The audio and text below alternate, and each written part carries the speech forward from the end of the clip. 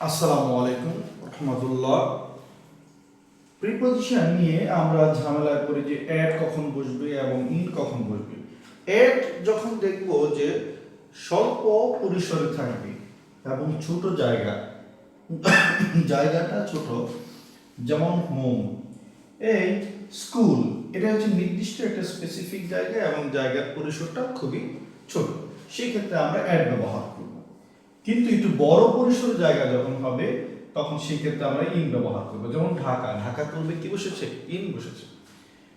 New York, তাহলে new York শব্দ পূর্বে কি বসেছে? ইন বসেছে।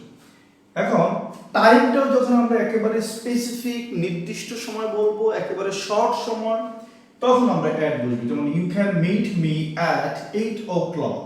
তার মানে 8 o'clock, that means definite time. এই টাইমটা নির্দিষ্ট করে দেওয়া হচ্ছে। at 5 p.m. তার মানে একেবারে ঠিক 5টার সময়, সেক্ষেত্রে আমরা অ্যাট ব্যবহার করব। ইনটা কিরকম? ইন দ্য মর্নিং আমরা বলেছি you can meet me in the morning. That means এখানে ইন দ্য মর্নিং সকালের ওই সময়টা ব্যাপিয়ে যে কোনো সময় তুমি আমার সাথে দেখা করতে পারো। ইন স্প্রিং, তাহলে এখন পুরো বসন্তকালের পূর্বে আমরা কি বসিয়েছি? ইন বসিয়েছি। It's a longer period of time.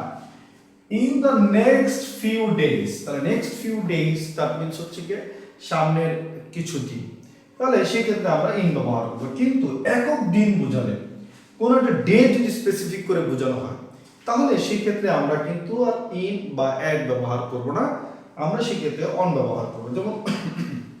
যেমন on Monday, on that day. আরেকটা জিনিস মাথায় রাখতে হবে, আমাদের ডে শব্দটা উল্লেখ থাকলেই আমরা অন ব্যবহার করব।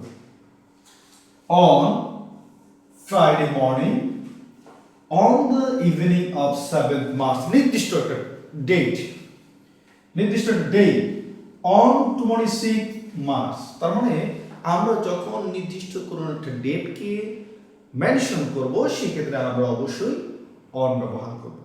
আশা করি বিষয়টা ক্লিয়ার হচ্ছে। সবাইকে ধন্যবাদ। আসসালামু আলাইকুম।